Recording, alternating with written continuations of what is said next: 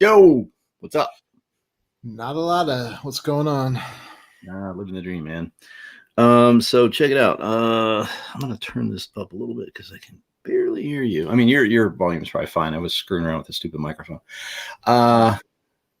Anyway, right. See? All right. Strong opening here. Yeah. This is pro stuff, people. That's what we do. Anyway, how are you? Yeah, well, good as I'm going to get. I'm not getting any better. How about you? Yeah, I'm with you on that. We're It's fine. It's fine. What's that? So we're all aging and all that kind of stuff. And so, yeah, let's have fun while we're here. That is true. Hi, Heather. Hi, Audrey. So I already sent you the link. Are you posting that around all over the place or what? Yep. Should already be. Rock and roll. All right. We got people flowing in. Hi, Eleanor. Hi, CC. Chris Chrisman. Or should I call you Zardoz? What does that even mean? Have you the Sean Connery movie? I don't want to see the outfit if that's what he's referencing. Ah, that. Okay. I gotcha. Yeah. That's funny. Okay. So we're going to let some people roll in here real quick. And all of that. So today we have a special guest with us, and it's Rick Gualtieri, the author of the Tome of Bill series, among many other things. We're going to be asking him a bunch of questions. Hi, Carrie Ann, and such like that. So we'll be bringing him in a few minutes. Of course, we're going to take care of some regular business first. We're going to power through probably quickly because we want to spend time with Rick. So we don't want to, we'd rather rush us than rush him. So that's kind of our goal at this point. How's the anthology stuff coming along? I know it's a headline thing, but we can talk about that in a sec. Yep, it's going pretty good. Just finalizing a few things, and it'll be off to Amazon probably tomorrow for coming out on the 13th. So got everybody's stories in and everything. Right on. How many words? That's about 47,000 words. So with 60 different stories. So for flash fiction, that's a lot. So right. That's what I've been spending my time on for a while. Hi, RH. I am Retz. RH finds you adorable. Yeah, well, I am. So, and humble. So I'm more humble than any man you'll ever meet. Oh, geez. All right, look, let's I want to get over to Rick shortly. So since we kind of talked about this already, let's talk about headlines.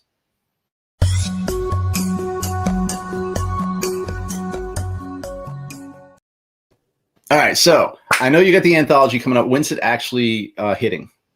Yep, 13th. So 13th. A week from yesterday. Okay, and you have the pre-orders already there, so people can go there already and check that out. And you've got links all over the damn place for the thing, right? Yep, still pushing it. We're at 150 pre-orders, which isn't bad, but we're going to try and get those out. So everyone that's watching, if you want to share that, the lineup is just incredible, and I have no idea how I managed to pull it off. It was just talking to people bored being stuck inside, I guess. Actually, it's super freaking impressive, some of the names that you got. I mean, such as, Rick, me, Yeah, the big names. Some up-and-comers like Pierce Anthony, Kevin J. Anderson. Yeah, well, we wanted to give those guys a boost, help them out. That's always important. Also got the next week, we're going to be talking anthologies, actually. So we're going to talk a little bit about that and, what it kind of takes to do. So I'll be asking you some questions on that front. And also, we might have an announcement on that, but I'm not going to say anything yet. I'm teasing. So we'll see what happens on that front. The week after that, we're going to be talking to Rami Vance. He'll be joining us. He's the author of the Gone God World. So he'll be in for that. And then the following week, we have Ian Deck's book 10, which is the end of the mini trilogy for Ian Deck's. That's going to be the final launch on that, which will have prizes and all that kind of junk, including crates. Looking at that, I'm really trying to get that going. So if we can do a crate, that would be kind of cool. It's going to have like a bunch of stuff, but we'll see how that goes. Anything else you want to add? No, though I got one of those, a couple of the tote bags. They're actually pretty big, so that would be good with the crates. I should have brought them upstairs, but I'm lazy, so I didn't. Yeah, they were heavy. Yep, they were very heavy tote bags. All right. Well, if there's nothing else on the headlines, then let's say we go with the joke of the day, which is real fucking bad.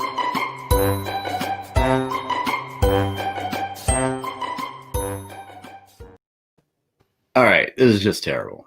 All right. So these two brothers, 9 and 11, they're realizing that, they started hearing cuss words and stuff like that. So they figure they want to give this a shot, right? They're at the breakfast table. And the mother comes in and, says, well, what do you kids want to have for breakfast? And the youngest says, I want some Frosted Flakes, bitch. Right? She just kind of looks at him for a second and says, whack, smacks him on the back of the head. And she says, what do you want for breakfast? And he goes, I don't know. Just bet your ass it ain't going to be fucking Frosted Flakes.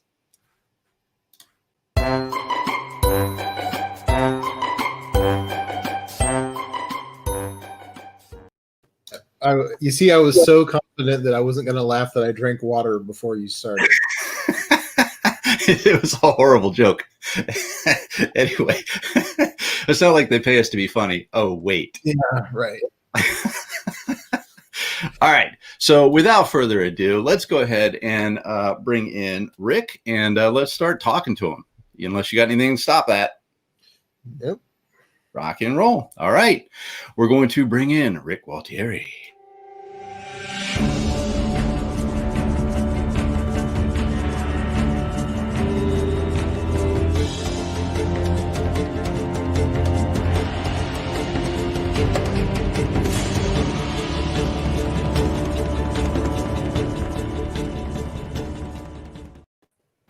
Hey! That was ominous music to bring him in, but the Transformers theme is not public domain. Where's my Frosted Flakes, bitch? How you doing? Hey, pretty good. How you guys doing? Great. You know, right? In your honor, I've got my author shit hat, so I got mine in the background there. Yep. John needs to get one too. We start the shithead club. There you go. I just have a shit hat, but it looked turdish. Anyway, so yeah, man, it's great to have you here. Obviously, you and I have talked back and forth forever, on various things, just in general, mostly Readerlinks, I think. But yeah, so it's good to have you around. We have Thanks for inviting me.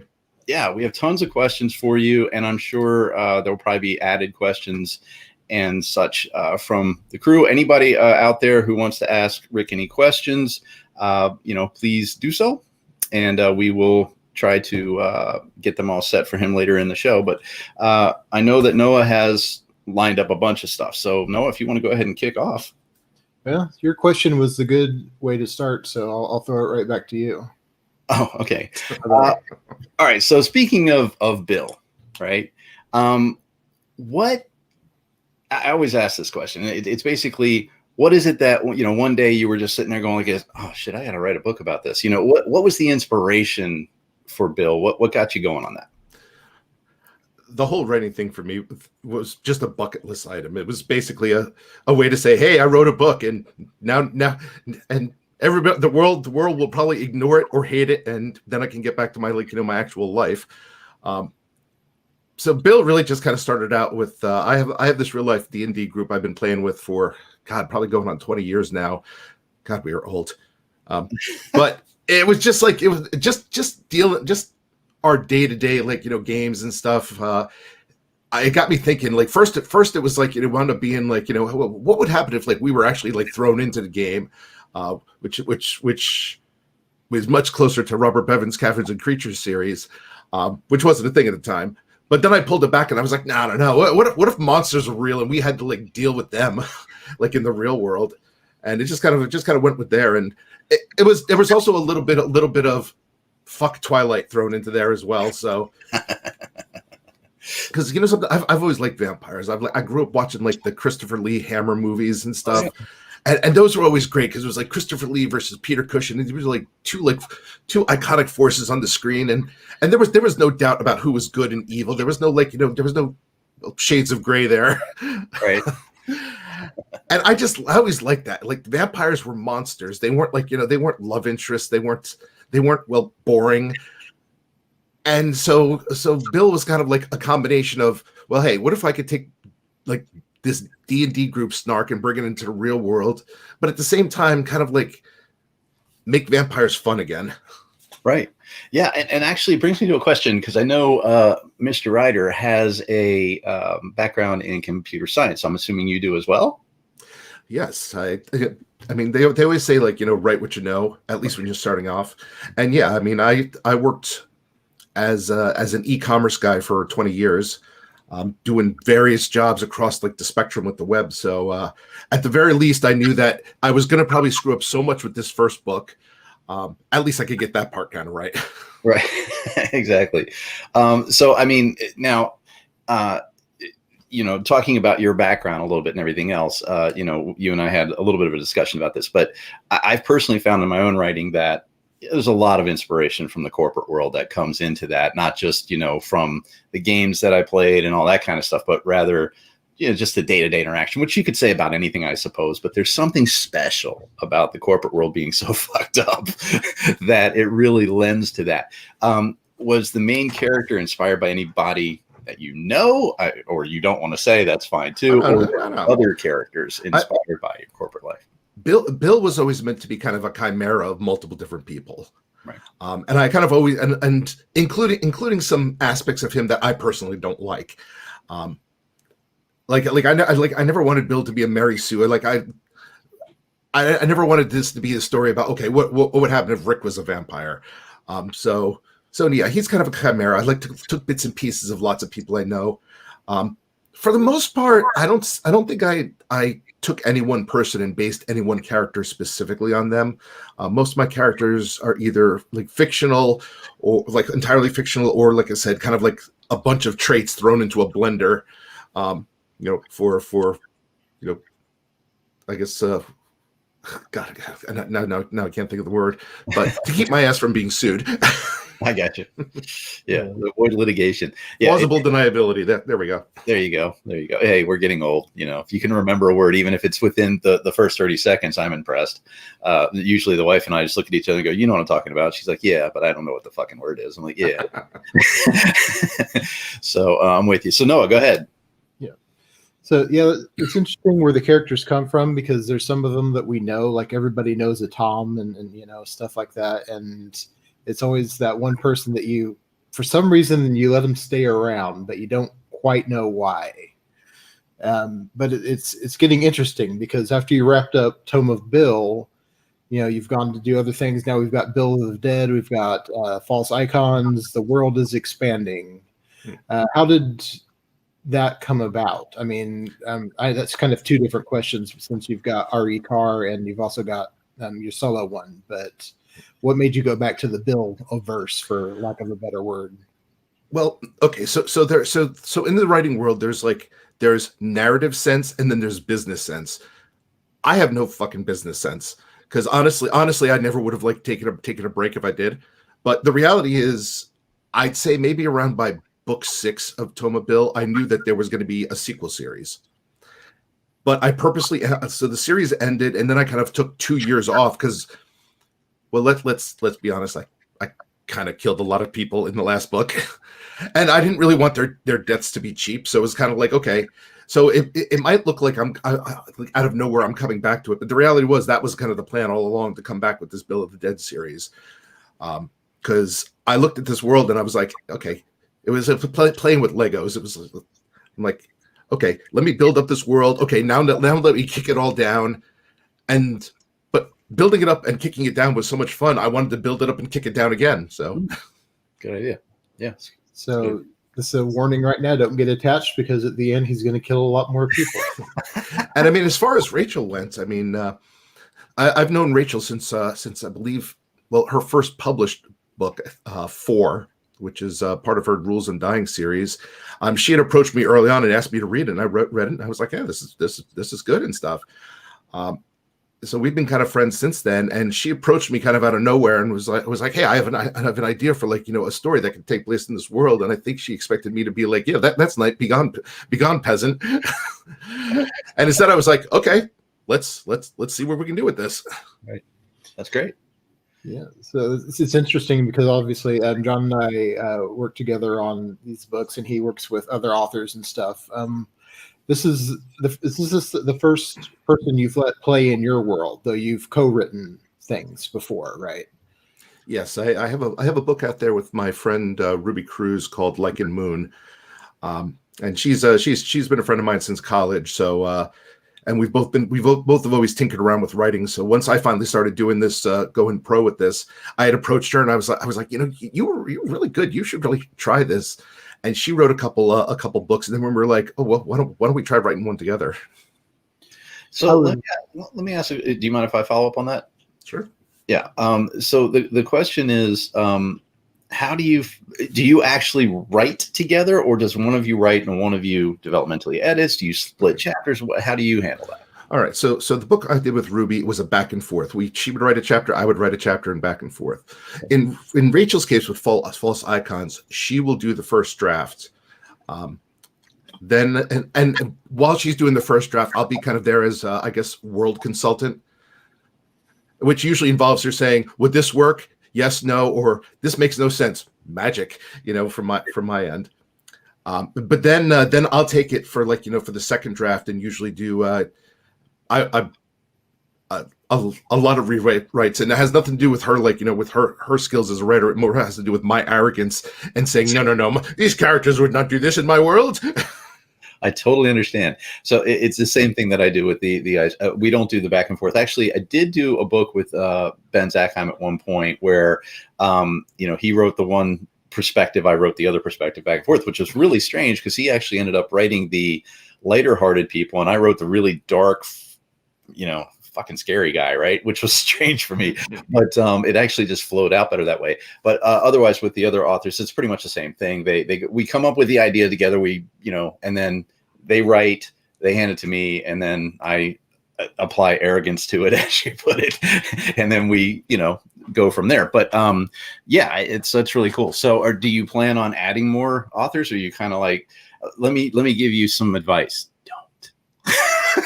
Okay. So what I'm thinking is I would my personal feeling is, just stepping back from the creative sense to the business sense, I wouldn't mind seeing maybe once a quarter, a Tome of Bill universe book. So I'm kind of considering the concept of of adding a second author there, but I'm not really sure. I don't think I'd want to go past that. Because I don't really want to. It takes. I don't want to herd that many cats. Right. It does. I joke, but I kind of warn. It does take a lot of work. I love working with every single co-author I've worked with. It's been a lot of fun, but the amount of time that it takes, you seriously underestimate when it comes down to, I've also got to write my own books as well as, development. And if they're writing and you're just kind of like, okay, cool, go ahead and write in the world and I'll let you have carte blanche, do what you want. But you're not going to do that. And the other thing is, Rachel is awesome, but she writes really long stories, and I write long stories too. So it's not like I'm getting a 60,000 word thing there that I can just go through pretty quick. She's like, oh, here's 180,000 words, and it's like, oh God. Yeah, there you go. It does. It takes a lot of work. So yeah, just as a person who has done it, be warned. It can eat your time up very quickly, but it is very rewarding as well. I mean, it's great. It's just, I wish there were 86 hours in a day instead of 24. Yeah, but I don't foresee myself going much past going to really any past that, because like I said, if I could get one other story from from this world in a quarter, that would make me happy. But I really don't want to go much past that, because also the thing is, I enjoy writing. I'm not looking to step away from from the solo books I do. So those take plenty of time, because I'm also a long form author. I mean, maybe not Drew Hayes level with his 500,000 word tomes there, but it's very rare for me to write a novel that's under 100,000 words. So let me ask you about that. Is that just because you happen to write long narrative as far as per chapter, or is it just because there's so many twists and turns? What really drives you to that level? I struggle with that personally. It's like if I get to 70, 80,000, I'm amazed. Just because, you know, a lot of it is usually with urban fantasy, that's more true than with my other stuff. But, you know, what's your perspective on that? My perspective is just a story needs to be as long as it'll be. Yeah. And when I'm plotting it out, I'm usually not thinking length. I'm usually thinking like, okay, this is what's happening in the story. And then I'll get into it and realize later on, you know, I always get this wrong. Like almost every story I do, I'll look and say, yeah, this is about maybe 60,000 words. And then when I'm writing, I'm like, you so screwed this up. Poor estimating. Okay, cool. Sorry, Noah, go ahead. No, sorry. I just wanted to go off with something on here. Someone asked if there's a sequel series to the Bigfoot Hunter series, which I was going to ask about, because you don't just write urban fantasy. You'll write different subgenres in it and horror and everything else. So, I mean, how do you go about like Bigfoot Hunters when someone comes in from Bill saying, well, wait a minute, this isn't very funny? I've tried to differentiate that. So I kind of have, I guess, 3 pen names, if you will. I mean, my real name, Rick Gualtieri. I'm trying to train people that if you see Rick Gualtieri on the cover, it means it's going to be humorous. If you see R. Gualtieri on the cover, it's by me, but it's probably going to be a little less humorous. And if you see Caravans on the cover, well, there's just going to be a lot of hate boning going on. So yeah. That was when I was going to ask about where Caravans came from and what's going on there, because Kara has her fans. I've seen not very many, but no, Kara came about just because it was a writing exercise. Somebody in one of the writing forums years back was like, you know something, you should pick something you are not comfortable writing and just go nuts with it, and take something that's you're uncomfortable with and make it comfortable. And they were right. It was like, the first time out writing all those naughty words and stuff, and I don't mean curse words, I mean like, you know, like about like lady bits and such. That was just weird as hell. But like, you know, you do that for 2 or 3 books and suddenly you're like, okay, they just become words. And I think it's a good way to just like kind of like, well, for any author to just kind of get over yourself. Yeah, I actually wrote and most of the people who know me know this. I wrote a few erotica books, actually, not under my name, but it was weird as shit. And then it got not weird, but it just got like just totally desensitized, you know, to it and everything else. And then it was like really difficult because you're trying to write something that's erotica, you know, and by the time you're on book 3, you're kind of going, how many ways can you say this? You know what I mean? Then they fucked again, but they didn't do it for very long because the kid woke up. Right, exactly. It's just like now they're in an elevator. I don't know. It was just. And I'm on Google typing like, okay, synonyms for turgid. It reminds me of Naked Gun 2.5, where he said he took his purple-headed warrior and thrust it into her quivering mound of love pudding. And it's obviously stuck with me that many years that I can quote it just like that. So that's why I don't write romance books. Yeah. But my favorite is, and I still think I need to use this in a book, is it's like, and then it's like, I'd like to go spelunking in your sin cave. Yeah, so these are the things that like in Platoon F and you know, my index series, I have like certain characters who will name the, you know, various parts of a man and a woman in just ridiculous lengthy ways, and most of the times those end up as outtakes because I narrate my own books, and they'll end up as outtakes, and usually at the end of it, you know, I'll have like this lengthy outtake, and I have one where the guy must say different things for, you know, Dick. Oh God, like 30 of them in a row. And it took me forever to get through that in there because I just started laughing halfway through it all the time. So I finally just took them and made them outtakes. So I totally understand. It's ridiculous. But when you're trying not to be funny because it's erotica, it's really difficult. Well, you know something, that's kind of what I learned with the second book I did under Caravans. It's called Necromancer's Wife, which I still consider to be one of the best things I've ever written. Is I basically said, okay, well, what about actually taking the stuff I I have fun writing, which is just all the paranormal, like, craziness and like batshittery, and putting that in kind of like an erotic revenge novel. And I think that's a good way to like, to make it, to kind of keep it fresh, is basically combining the things you love writing with the genre you're trying to hit. And I think, because you know what it is, I think readers can kind of, well, I think in any case, when you put a lot of joy into a product, I think it shines through in the final thing. And you'll see that when people read it, they'll be like, okay, I was able really to get into this. It might not be my thing. It might be weird as all hell, but it's a lot of fun to read. So I have to ask, the reason I'm asking, let me preface this. So I have teased about this for about 3 years to write a book called E-Index Rated X. And I have stayed away from it because I remember writing the erotica and because it just feels really, really weird. You know what I mean? So my question is, the readers that you have for, your Bill series and so on, when they come over to the Caravan series and they take a peek at that, does that make you kind of cringe a little, or have you gotten used to it? Something. If I cringed, I wouldn't tell people that I've wrote into that. Yeah. I mean, the reality is maybe like 10 people have come over from Bill to like read Caravans. Caravans is more just like, kind of.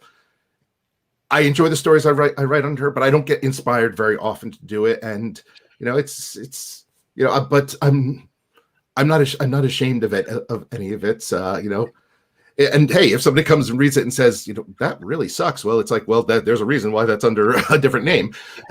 Sucks, right? No, you need a pseudonym, or not a pseudonym. You need another word for that. Oh, what's that thing where you call another word? Synonym. Yeah. For sucks, but it sounds like you talk about when the passion comes through. I don't know how to really segue to it, but does that apply to like Shingles? Because it seems like that has to be like a passion product. Shingles is pretty much pure fun to write. I write that with the other guys on the Authors and Dragons podcast. I need to start writing more of them. But this has been a bad year for output, I think, for a lot of reasons. But Shingles is pure fun because there really are no boundaries there. I mean, there are boundaries. We have amongst ourselves, we'll occasionally share things and be like, does this go too far? And the other guys will be like, whoa, dude, back up there. But Shingles comes about when there's an idea that just doesn't fit in any of my other worlds. That's like completely batshit. Like, for example, Gary's Children. Gary's Children is your classic tale of somebody buying a cursed item at quote unquote a magical thrift shop that shows up out of nowhere. Except the cursed item in this case is a fleshlight. So it's not a story that's going to fit anywhere else in my world, but it was a lot of fun to write, like as pretty much every Shingles I've done has been. Yeah, what was the genesis of that, though? I mean, it came through Authors and Dragons, your group, I'm assuming. But did you guys just sit down and say, hey, we have a lot of fucked up shit we can't publish somewhere. Let's put it in a different series? No, that kind of came about, I believe, and it was Robert Bevan's idea, and we kind of just got talking. The idea was okay. So a lot of us grew up reading Goosebumps. Mm-hmm. And then we were like, well, those Goosebumps readers, like, they're older now. They probably need a more visceral form of like entertainment. But what if they grew up and now they're kind of like assholes? So really Shingles is kind of like, if Goosebumps grew up and like then got like a meth addiction and like, and had to go to like, I guess, and got put on several watch lists. Whenever I read them, I get that vibe, because I used to read those books, and then I never really got scared or anything, but whenever I read them, I'd be like, okay, they're trying to be creepy, whatever else, and then I read these, and I'm like, yeah, it's a Bevan month. Can I do it? Well, that's the good thing, is like technically we call Shingles horror comedy, but the reality is each of us, it's a very loosely connected world, and we each put our own thing into it.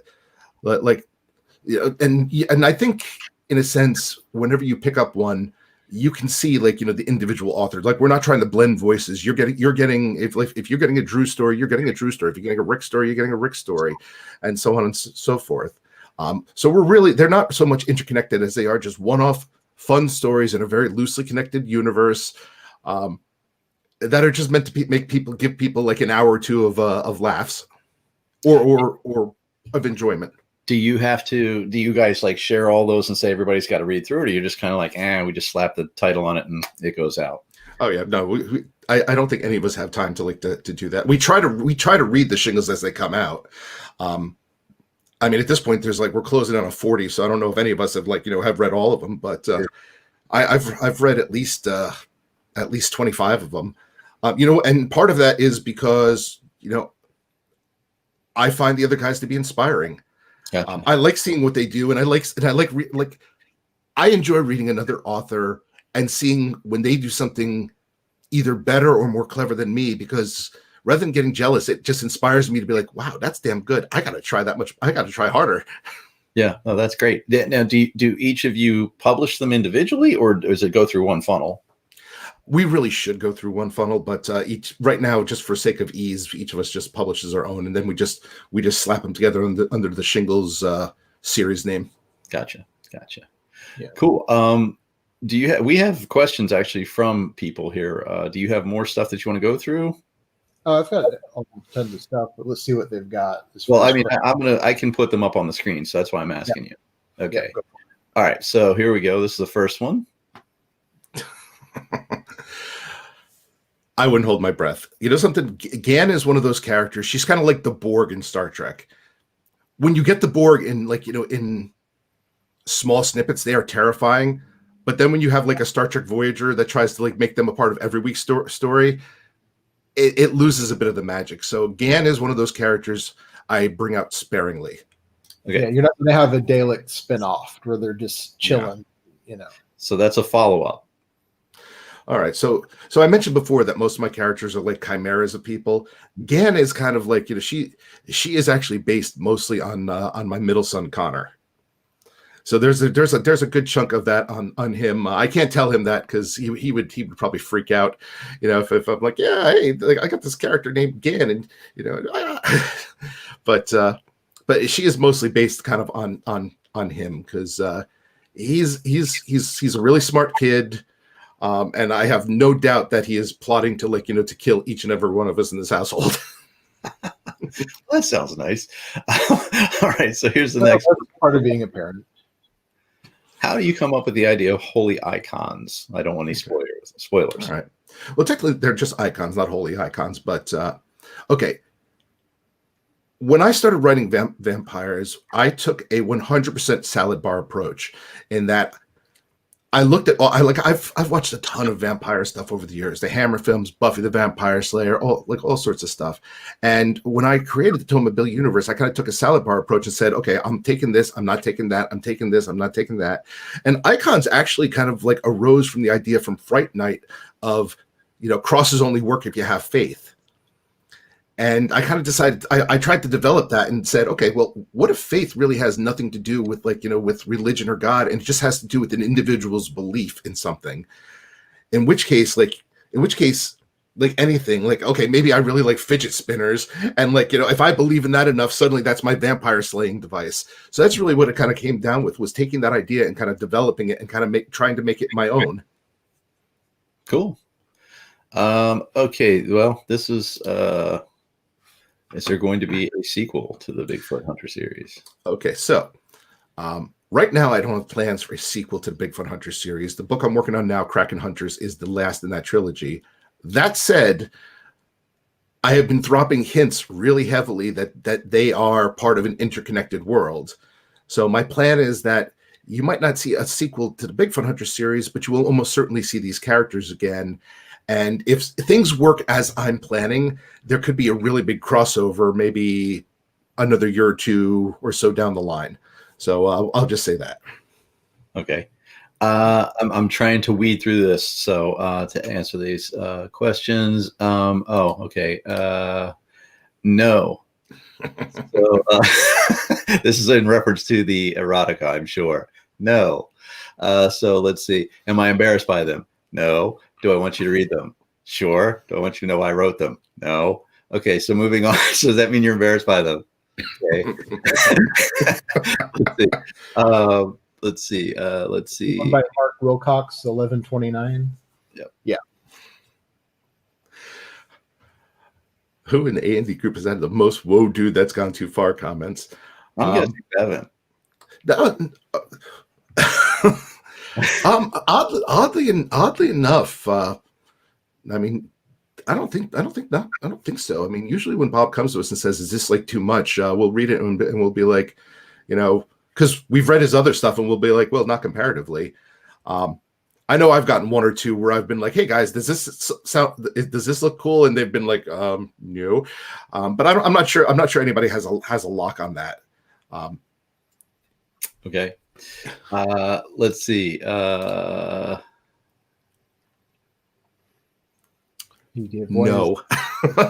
So I love all the twats in Team Twat Level there. That's my Facebook group. I'll just say this again. Why is a typo. It was a stupid typo. Let it die. Yeah, it's fun the things that people latch on to.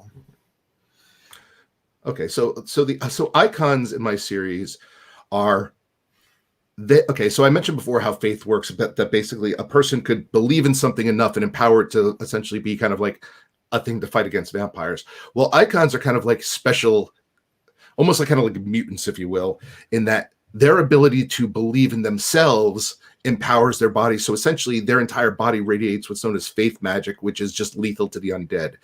So it's a very rare thing. It doesn't happen very often, but when somebody becomes one of these these icons, it's kind of like a race between like the forces of good trying to recruit them and the forces of evil saying, "Okay, we need to wipe this person off the face of the planet before they wipe us off." That's pretty much what an icon is. So what would yours be? Like if you had to pick one. Yeah, she was asking, what is your icon? So what is there a particular thing that you have, I guess, faith in?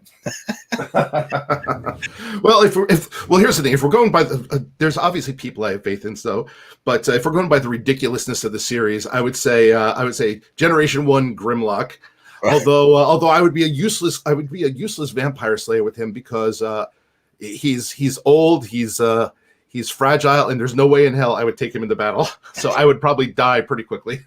I've got a couple spare primes, so I can use one up if I have to break him, which is, I wouldn't want to, but for people that have read Tome of Bill, you've seen that heartbreaking scene already. You don't want to go back to it. It gives me PTSD.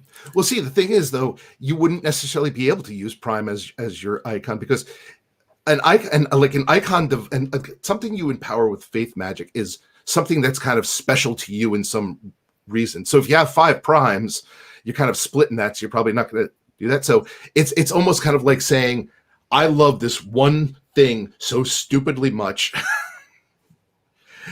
I'm just glad you didn't say fleshlight. But that was the thing, the icon, the sticky icon. Well, I mean, you just imagine going into battle with that. But the other thing is, it reminds me when you talk about that a little bit. Maybe it's not inspired by this at all. I'm just asking or bringing it up. But small gods, Terry Pratchett. The concept of the gods only have power if people believe in them. It's the opposite direction, I think, of what you're saying. Mm-hmm. But they only have power if you believe in them. So they only have one believer. You still can exist. You just need at least one. Yeah. So anyway, that's interesting. Okay, so what do you have next? No, anything? Well, John, did you name what your icon would be? So if you have faith in one, this sits on my desk. The Stormtrooper, but the only reason why I like it, I love those things, is because taking them into battle would be a stupid fucking idea. Because what are they going to? They can't hit anything. So I think for that particular purpose, I don't have any. I do. This, I would take this. That's what I would take. So there you have it. That's mine.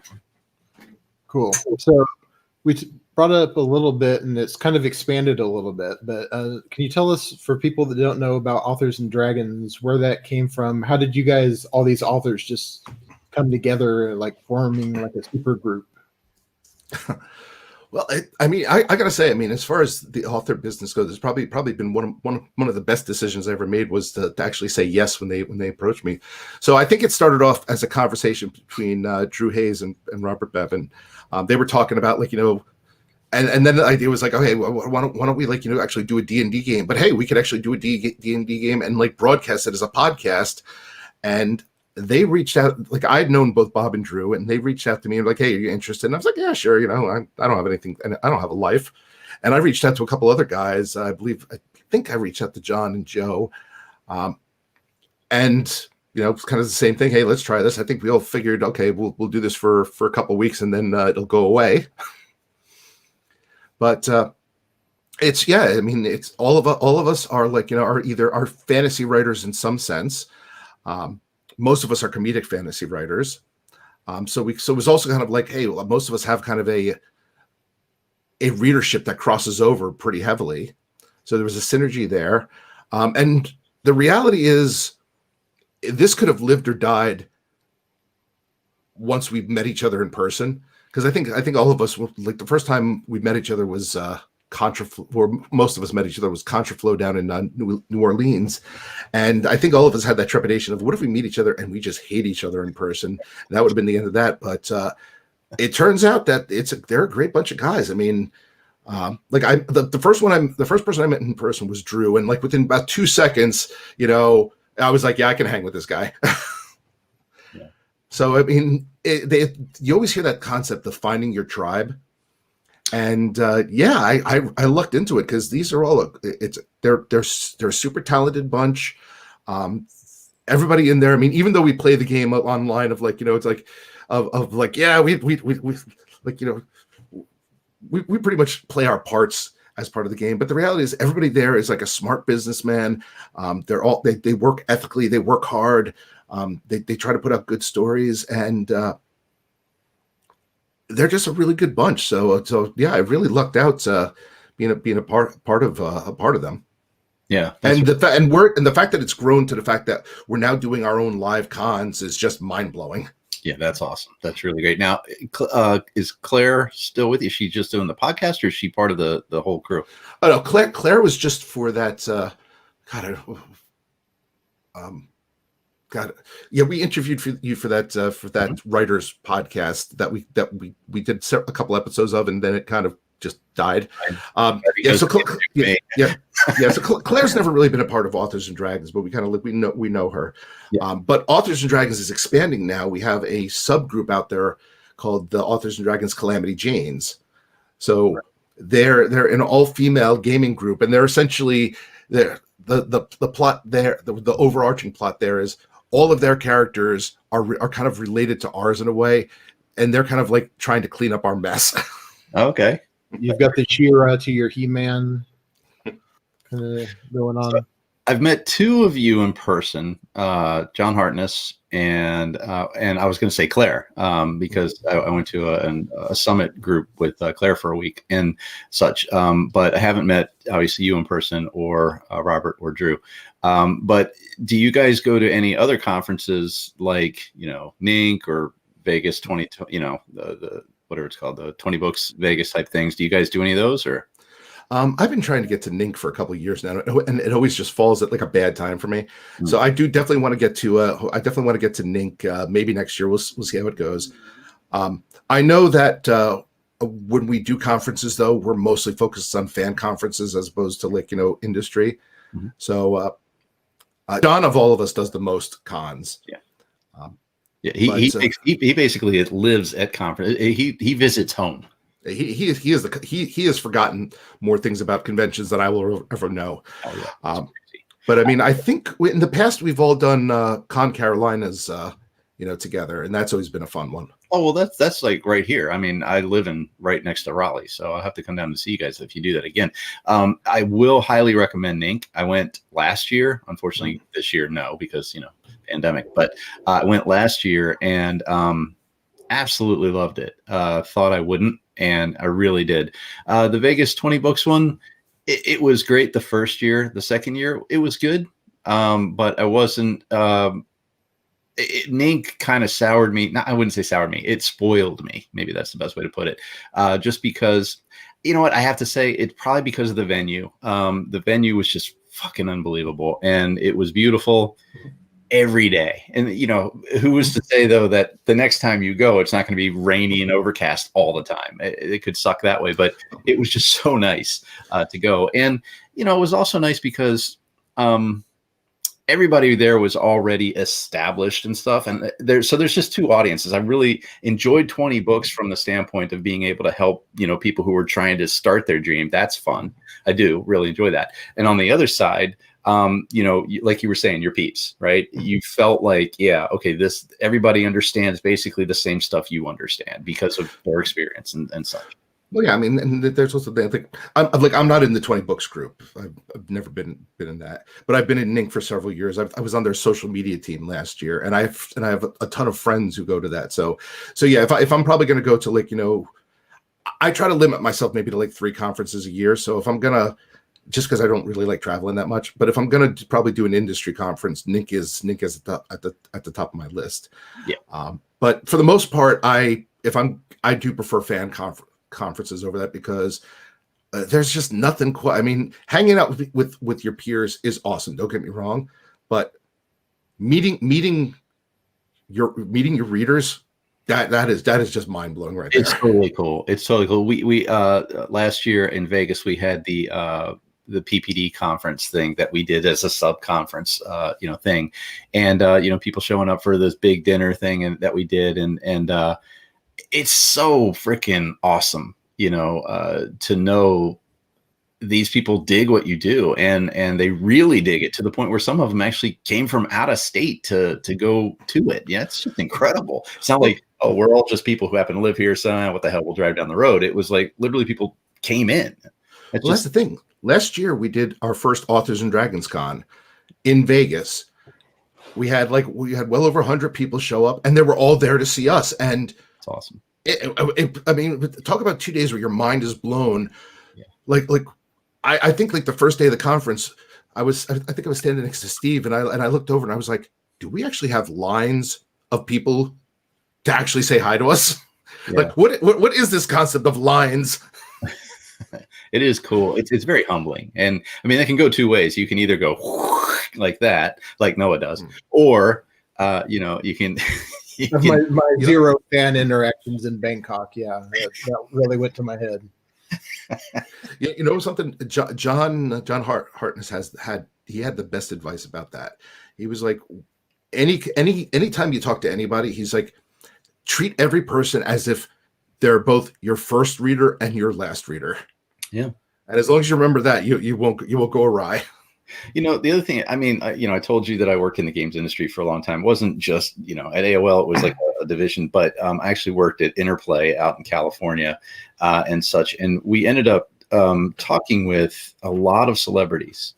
And the ones that you would think would be dicks were, and the ones that you know, think, it seems like a nice person, usually was a nice person. And what I found the primary difference was, one of them drank their own Kool-Aid all the time and just thought they were the shit. Now, hopefully that didn't happen from birth. It just kind of happened, you know, power corrupts, all that crap. Mm-hmm. But the people who still had tons of success, and usually even more success than the ones who were assholes, they were just genuinely nice people. And they were just like, yeah, it's just my job. You know, and what I learned, you know, you can kind of fanboy, fangirl, whatever. But what I learned from that, interestingly, was how kind of to respond to people who, because I would see people from my, you know, team be like peeking in the door to see this person. I'm just like, it's just a person, and they would feel super uncomfortable with that. And I was just like, hey, let me shut the blinds here. And they're like, thank you, you know. And so, understanding that it's just a person under there, just like you. It's just, you know, it's like the more cowbell, you know, I'm just like you. I just, you know, when I put on, I've more than once I've gotten like somebody sent me an email or something, or like a DM, and I've responded and be like, I can't believe you responded. And I was like, why wouldn't I? Yeah, exactly. I was like, I would either have to be like occasionally, like, you know, okay, somebody sent me something at 4 and maybe I won't get to it until noon the next day, but it's like, why wouldn't I respond to you? You're writing to me about my stuff. Like, just as common courtesy, I would. But if anything, I should be the one thanking. I should be the one thanking you. Right. I do this for you. I mean, that's the point. I mean, I'm sure you've gotten those emails where, I mean, I've had emails because of the Platoon F series, which shocks the shit out of me because Platoon F is so ridiculous, from people in the military who actually said, I have suffered with PTSD for 20 years. I don't read and everything else. Somebody said, just check this out. I started reading, and because of this, I started reading again. I mean, holy shit. That's like stab, I mean, that's amazing to hear stuff like that. Of course I want to hear from you. I want to respond to you and everything else. I mean, wow. I mean, I'll even say, if you can't stand me, I still want to hear from you. I'm like, what was it? One of my book, Goddamn Freaky Monsters. I put it out there, and somebody came to my Facebook page and was just like, yeah, I didn't like this book, and here's all the reasons. And I was like, so want to be a beta reader? Yeah. I was like, I'm not going to lose. And I don't get a lot of hate mail, but I still get the occasional. Mm-hmm. And I try really hard not to to just shit on those people, because I'm like, all right, well, you tried my stuff, you didn't like it for whatever reason. I'm still going to treat you with respect. And here's the thing: if you think I'm a horrible person, I'm going to treat you with that much more respect, just to hopefully make you be like, think twice and be like, okay, this is just a fictional book. I am not these characters. Right. It's interesting you say that, because I do my best to do that as well. But there are times where that they push that shit too far. And I actually posted something in my group where, it'll happen like 1 in a million times, but sometimes you push this shit too far, and then I'm just like, okay, fuck you, I'm going after you. Now we've both seen what Robert Bevan does with Somebody Discreet. I love that shit. He is a master. He is a master at cutting people down to size. Oh, unbelievably. Oh, he's just great at it. I mean, it's we're not worthy level. But yeah, I agree with you. I had one guy saying, oh, I didn't like this book, hate this book, blah, blah, blah, blah, blah.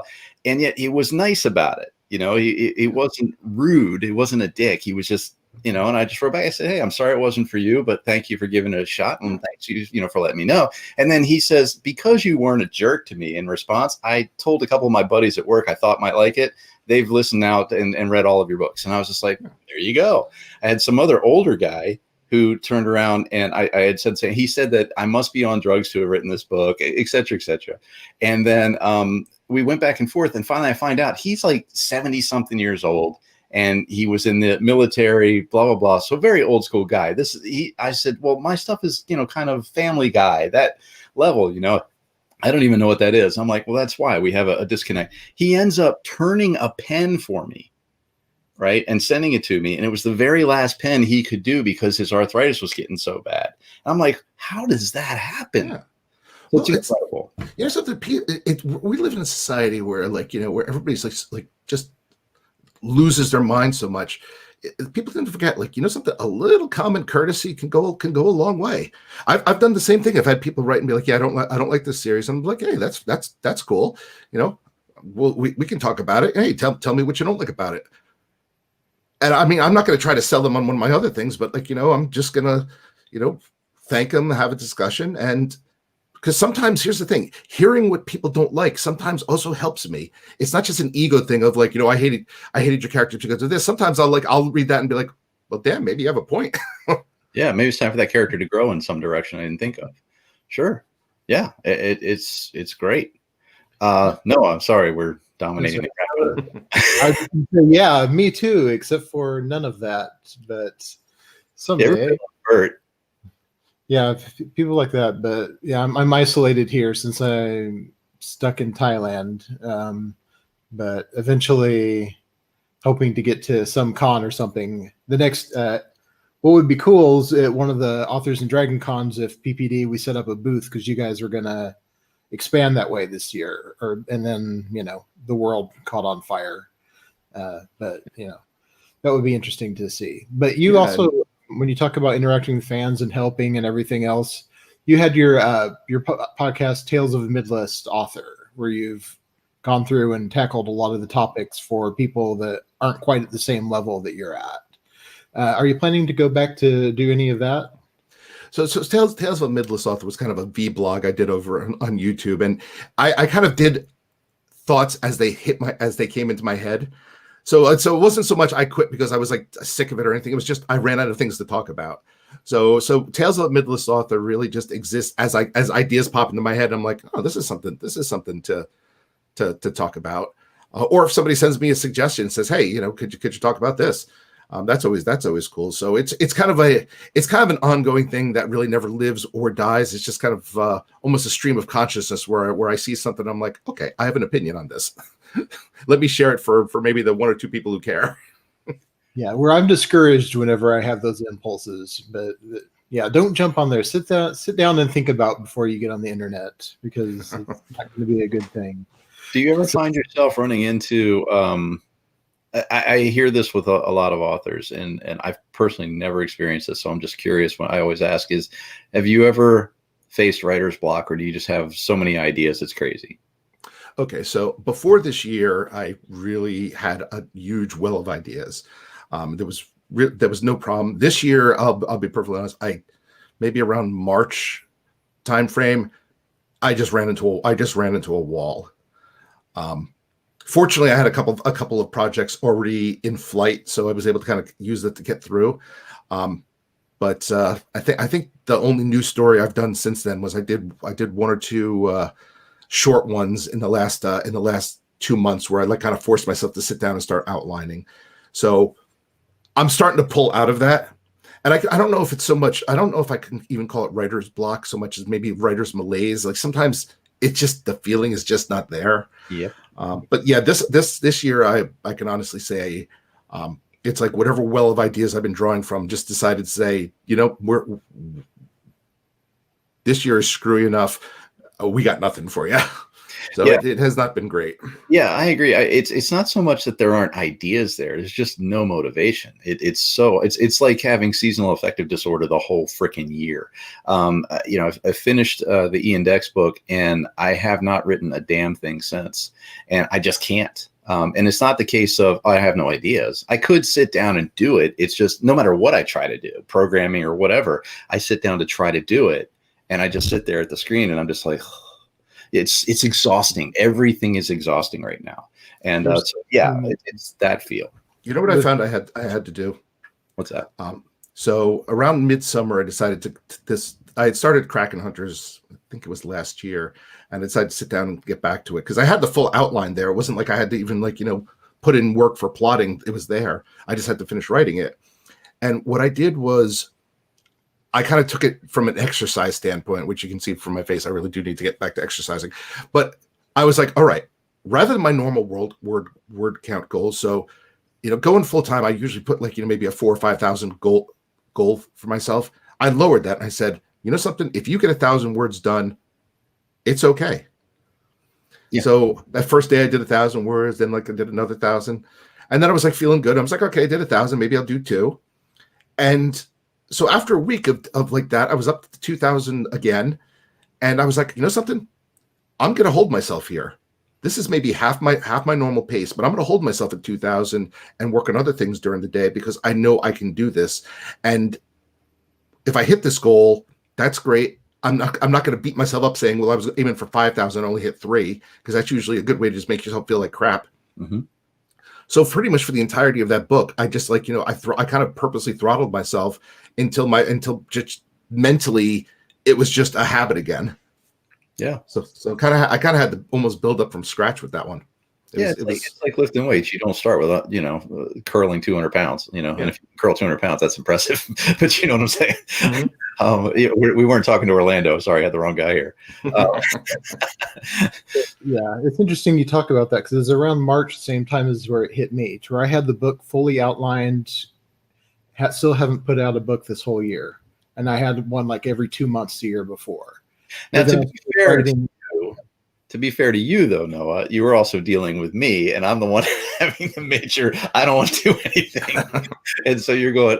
So I'm going to turn this book, and so I was probably bringing you down. My bad. But on that, there's a lot of stuff to do on that. But when we came up, when I came up with the stupid idea to do an anthology, it forced me to start reading, and then it's like, oh yeah, I should write something for this, and it's just kind of the inertia of just starting and just keeping up and getting back into the gym.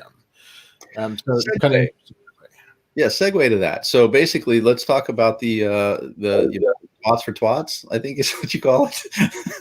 Twats helping twats. Yeah, Okay. we have to call TWT whenever I try and get people to help. Yeah. So Twats Helping Twats started, I think, about 3 years ago. And so the year before, I had started doing like a Secret Santa in my group. It's fun. People sending each other like weird ass gifts. But I had noticed a couple of people were like, yeah, I'd really want to do this, but I just can't swing it. And so the next year I was like, well, why don't we try to do something for those for people who are having just like not a great year. So it was really just started off as a fundraiser of saying, hey, come to me. I'll keep your information. You don't have to tell me why, just put yourself on this list. It's in strict confidence. I'll delete it when we're done. And we'll kind of do like a fundraiser, and we'll hand out like stuff so at least people can afford like a Christmas dinner or so. That was really the idea behind it. Sure. It went really well the first year. We helped out like a small number, but more than I would like to see. I mean, honestly, my goal for Twats Helping Twats is nobody signs up. So if the program will succeed if it fails, that's pretty much where I want to see it go. But the year after that, people had ideas because some people are like, well, I wanted to give, but I didn't have any money. But like I do this on the side. I have this skill or so. So we expanded it last year to essentially include, you could either donate monetarily, or if you had either a service or a skill that you wanted to donate. We have a spin-off group called the Crotch Waffles, and they made this huge Afghan that they all crocheted like squares for, and it was just the most marvelous thing on the planet. So we auctioned off that and a bunch of other things. So yeah, it's just been expanding the program just so we can give people a Merry Christmas, and also we've expanded to try to give them so people can have a happy Thanksgiving as well. That's great. That's great. And I know Noah, part of the anthology, sends money towards to helping that. So that's pretty cool too. Which is greatly appreciated. Yeah. When Noah came to me with this idea, it was just like, damn, you actually did. I like it. I am not a really expressive guy, but outside of COVID and anything else, I definitely would have given you a big hug for that, man. Yeah, it's interesting because I wouldn't have wanted that anyway, because having kids of your own, I'm autistic and ADHD and everything else, so it would have been like, all right, hug time. Yeah, thanks, appreciate it. Yeah. Still though, that's very cool, and big kudos to you, seriously, Noah, and both of you guys. I mean, for helping out and everything else. That's awesome. That's really cool. So I'll remember if we meet in person, I'll be like, let's share a manly glare. Actually, oh, you know what? I have been looking for something for this. So I'm going to state it right now. I'll say it right here. Okay. So I have the PPD badge number 69, and I know that a person has already, bought it. But it's, it was something that I was talking to people about. So I've been trying to figure out where I'm going to send the proceeds for that. So you're getting the proceeds for that. To help this thing out, because I've been trying to figure out something that fits, something that works for that, and I think this is perfect for that kind of a thing. So greatly appreciate it's very that. Cool.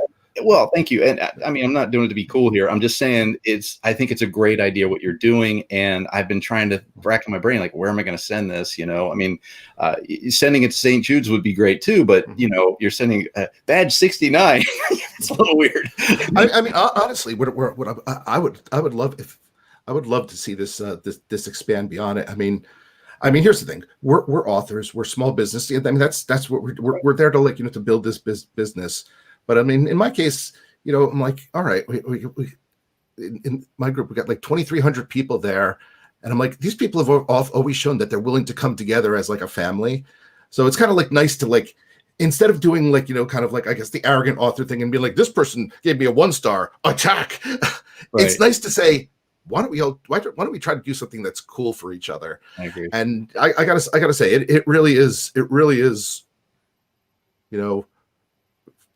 for a guy who writes fuck, as like, using that as more often than I use it's kind of, I can honestly say it is super touching and heartwarming just to see that. It just is the most wonderful feeling. Yeah. It would be great, that we've got. Well, it is great that when we reached out for the anthology, like, because your group for some reason has become like a hub for authors where we kind of just hang out.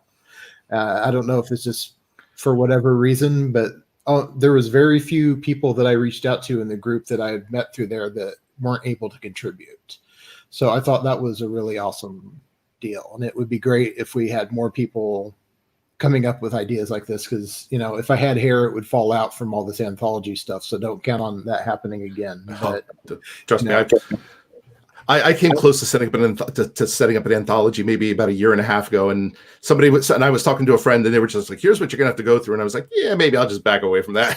Yeah, and I didn't ask questions until too late, and then I'm going to Martha Carr and John saying, "All right, I fucked this up. What do I do now?" Yeah. And they're saying, "Okay, well, you're still kind of screwed, but here's what you might do, and you won't go to pound me in the ass prison if it happens." So.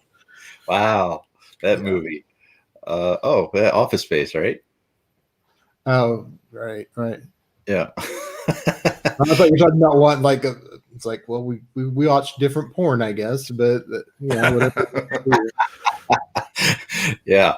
All right. Well, look, I mean, we're clearing noon, which is usually when we stop. It doesn't mean that we have to rush away or anything else. Were there any other questions that you had, though, Noah? Or if anybody else has any final questions, please post them soon. Yep, covered most of mine. Just kind of interesting talking the stuff out. I mean, as far as author to author, it would be fun, but I don't know how interesting that is to the average reader. Like what?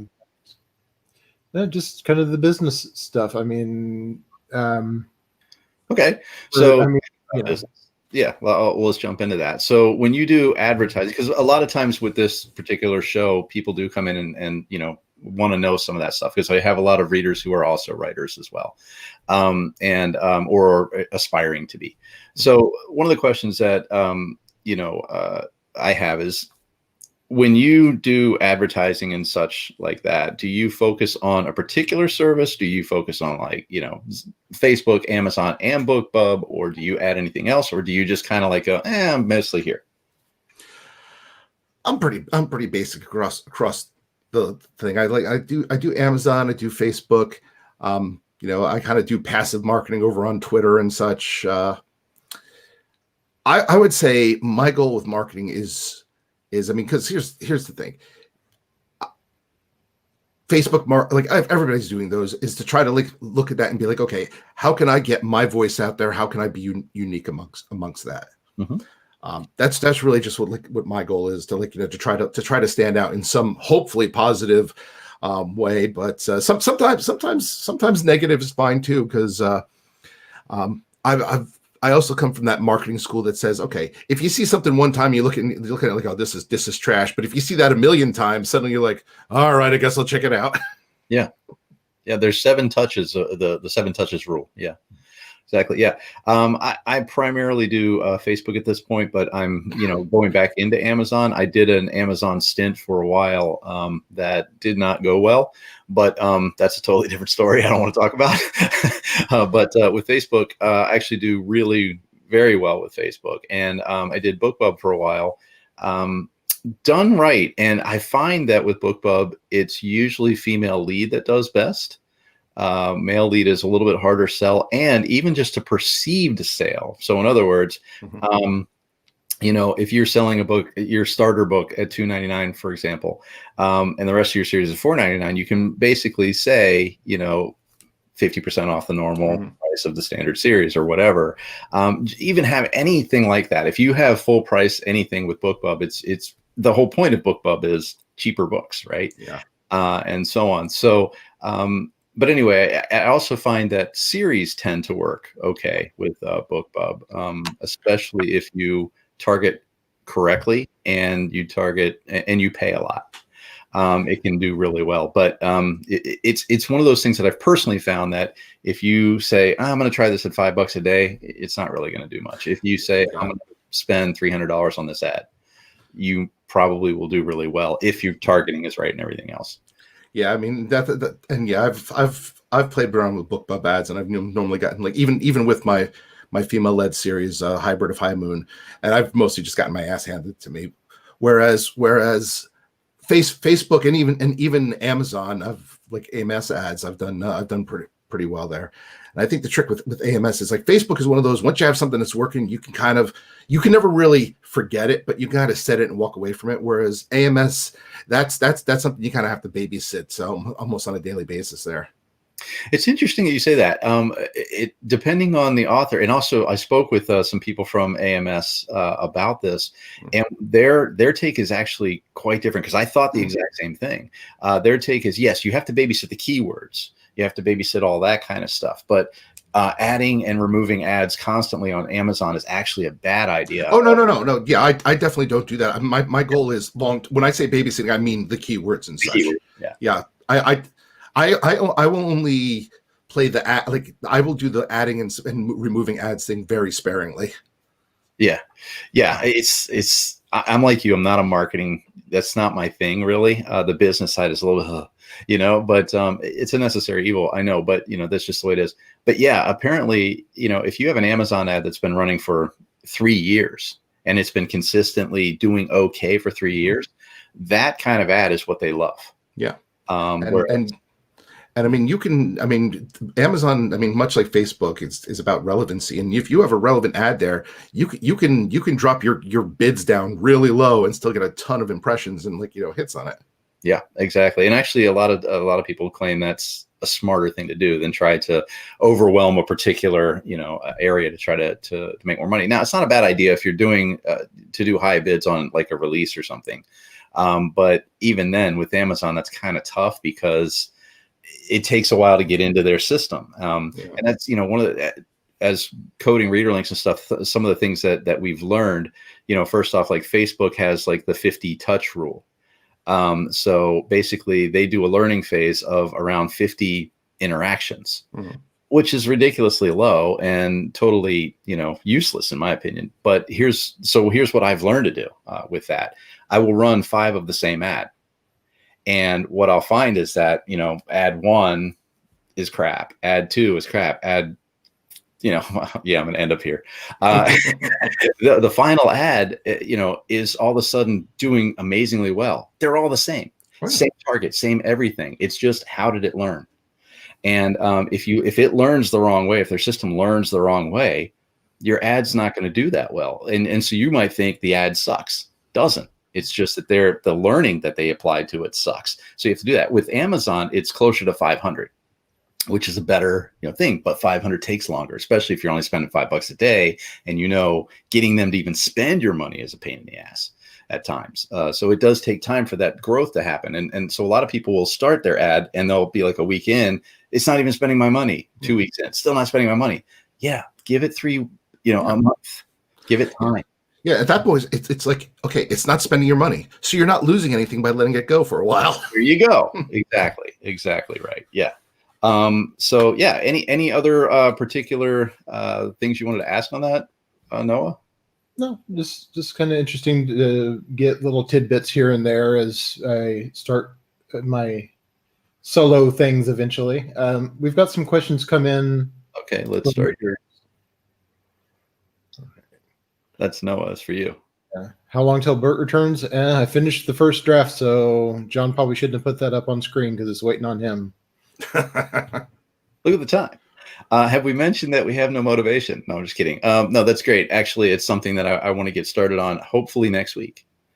So we'll talk about that more. Let's see. How do you guys feel when we tag your works in different groups or books? I love it.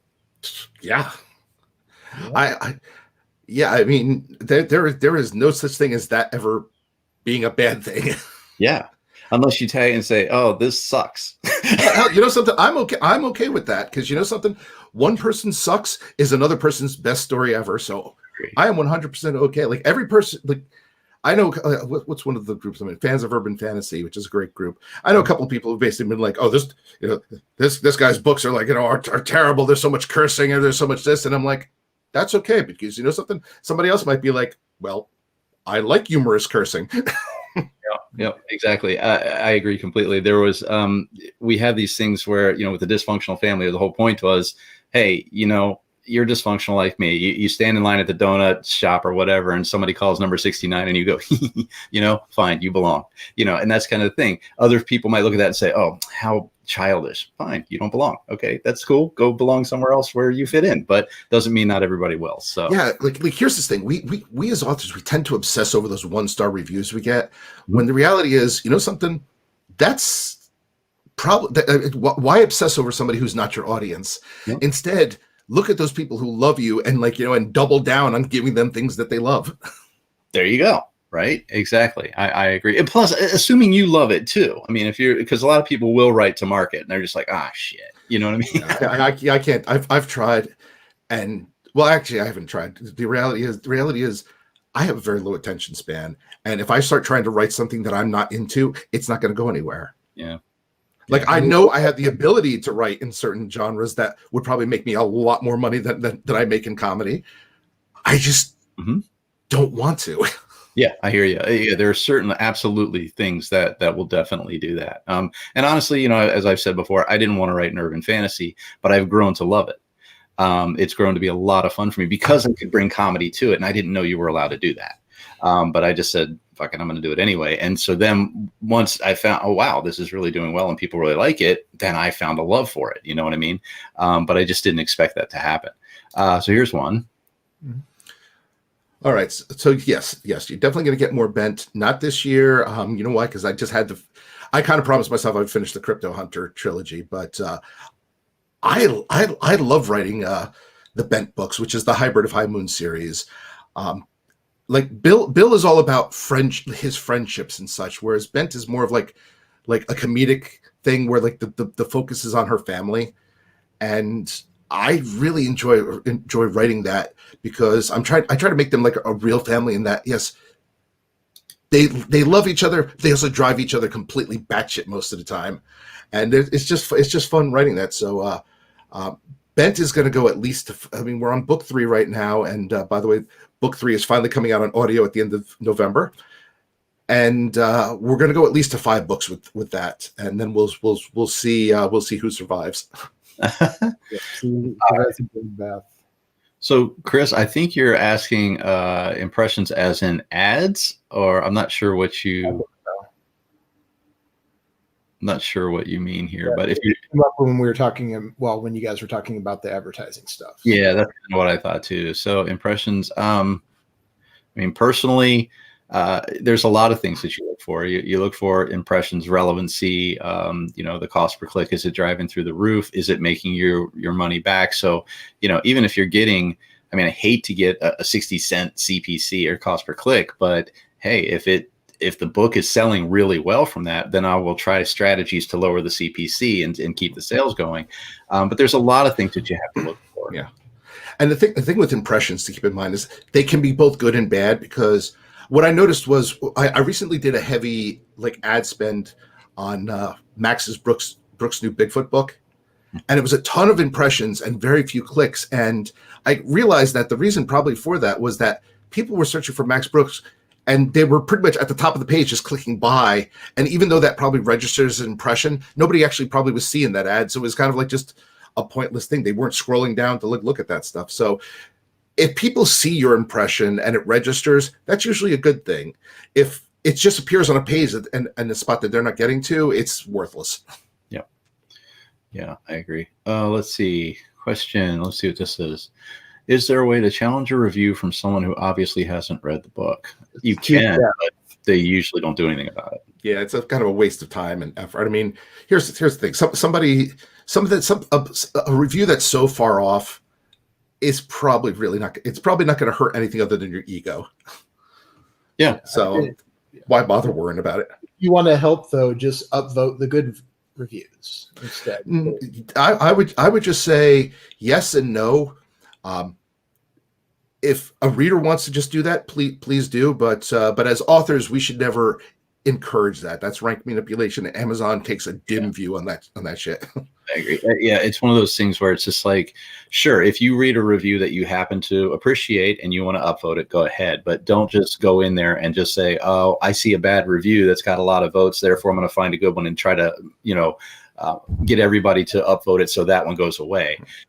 that's kind of ethically but Yeah. No, I mean, in the same way as you like a book, you write a review for it.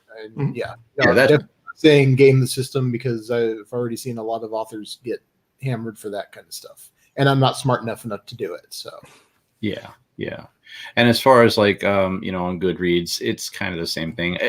Look, reviews come in. I will tend to.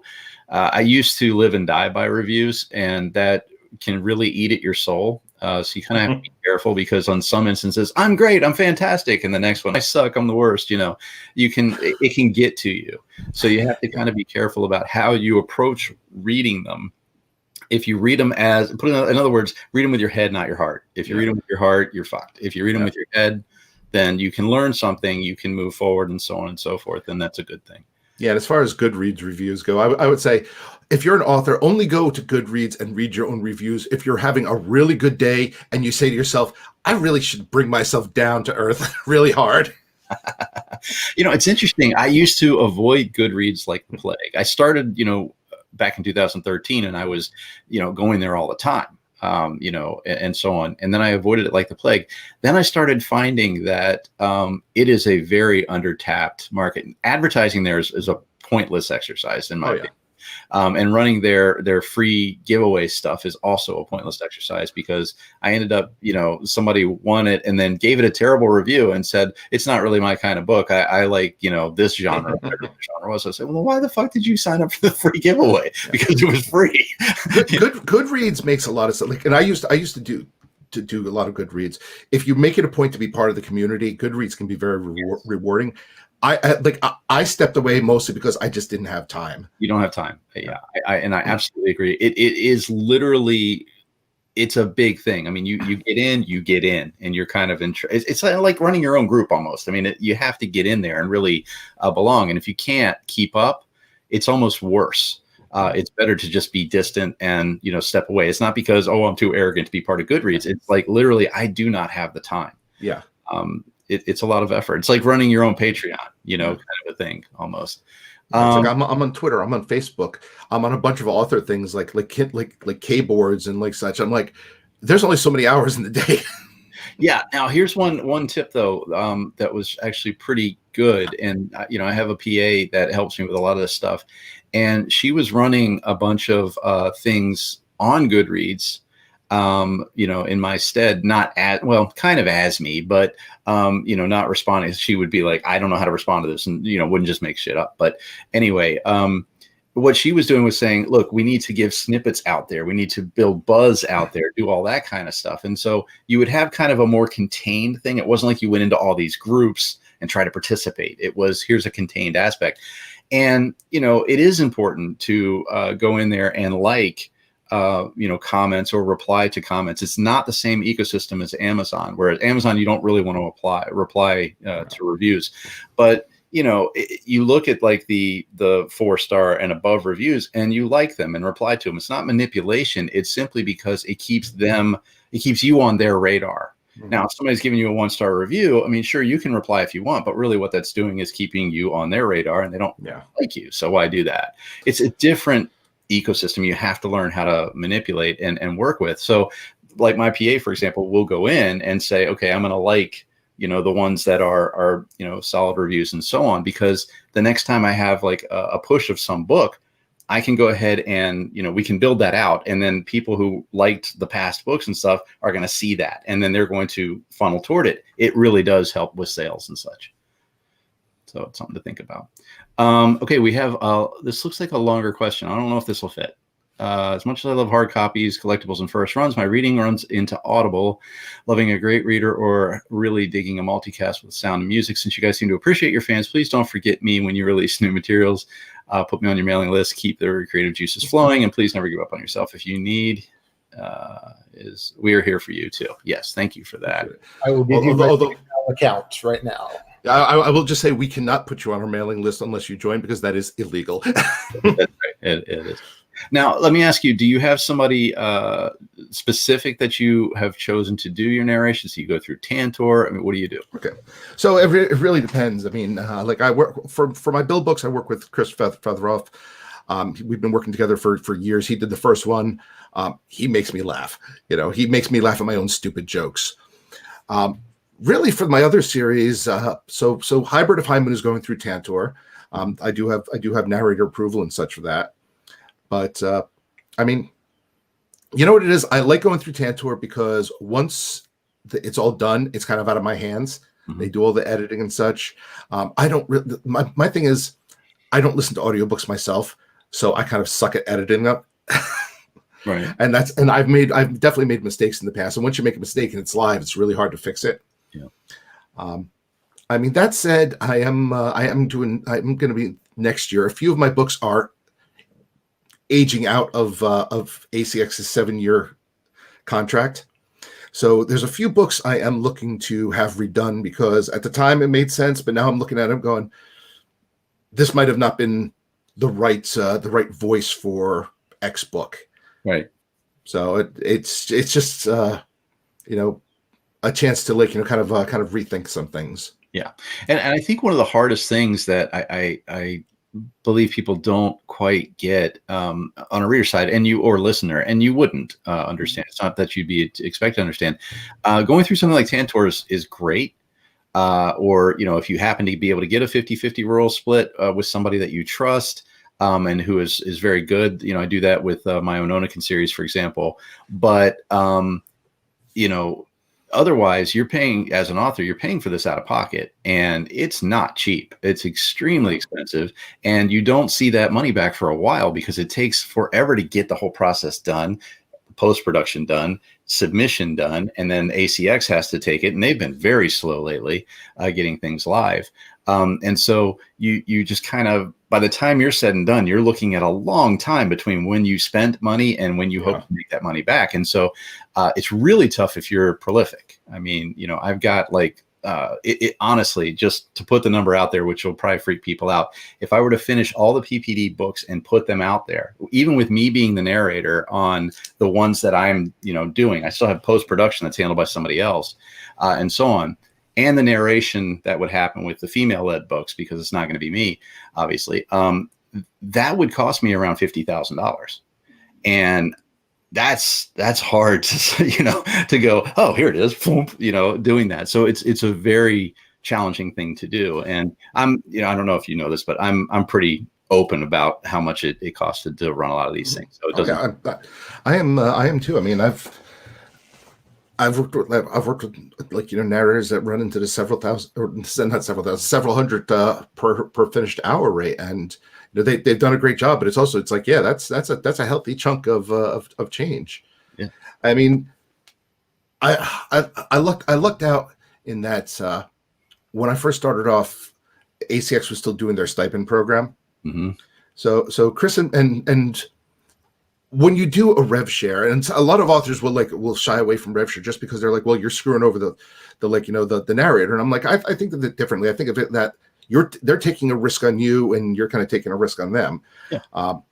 So in the case of working with Chris, we've done the rev share for years, and it works out in that, some people have kind of criticized me, and they're like, well, yeah, if you had paid for that, you would have made so much more money. I'm like, yes, but he agreed to work this way, so why am I? And it's gone far better than we could have planned. So why shouldn't we share? Why shouldn't we share in in the good fortune? Absolutely agree. I mean, and not only that. I mean, like you said, you both took a risk on each other in that respect. So you're basically partners, and as long as you're both happy working in that relationship and everything is going well, fine. It's not all about the holy dollar. Yes, you have to make enough because this is a business. You have to make enough to continue running the business. Otherwise, you're no longer in business. But it's not all about, if I'm going to get rid of you somehow. Because I've seen authors do that, where they basically say, they Sharon Osbourne them. They undercut them, have somebody else do the work, and then boom, because now they can afford it. And so now they're just getting the pure money. Now, it's not to say that if you go, hey, I can afford to do this up front, or I found the narrator who has the voice I want, which was the case with me on one of my series.